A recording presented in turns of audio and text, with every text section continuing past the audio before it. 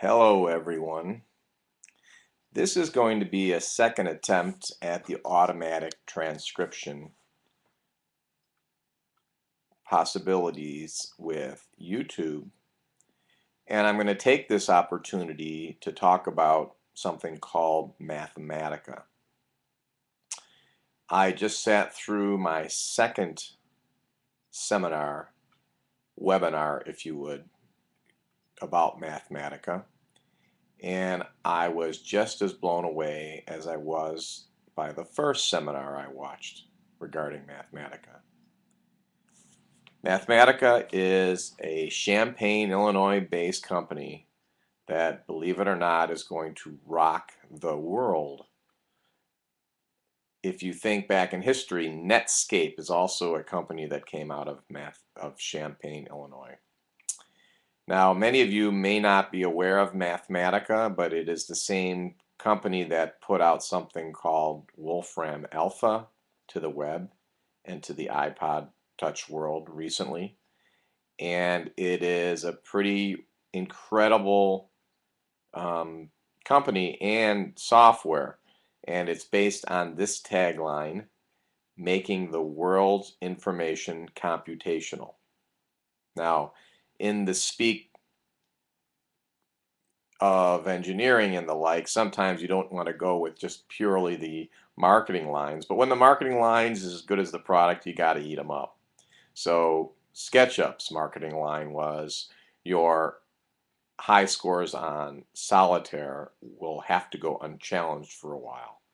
And I can say that it's been a long time since I've been on solitaire.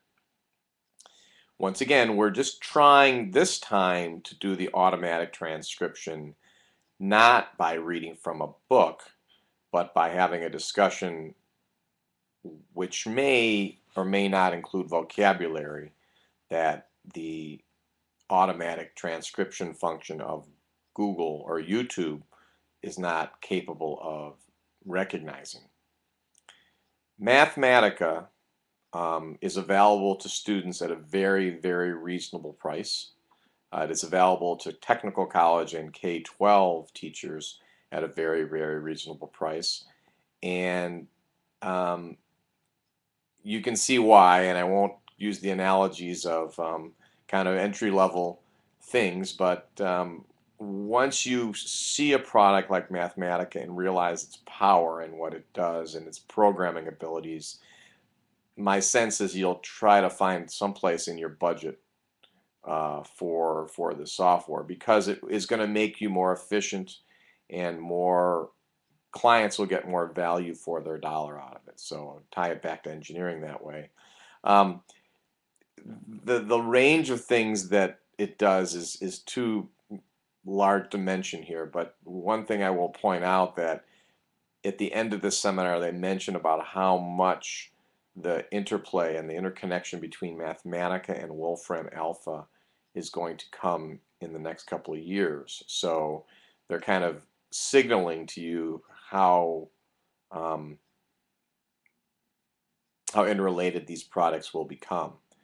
And so the next video I'll put out will just go and use Wolfram Alpha,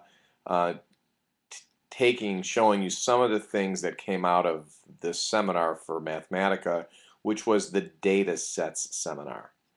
And so the amount of data, particularly as I work with my neighbors to not be bored and build community around space, the amount of astronomical data. It's just astronomical what's out there. The astronomical data set had something like 155,000 elements in it. I also will point this out that as we get involved with not mastering a lot of these engines, we realize how important data and data formatting and understanding how data is formatted affects what we can do with it. The example within Mathematica or Wolfram Alpha will tend to inform us on developing good habits in terms of dealing with data. So in terms of lists or matrices or the like. Okay, so that is just 5 minutes. I'm going to end it there and post this out and then use the automatic transcription function to see how it does it, and we will compare the two.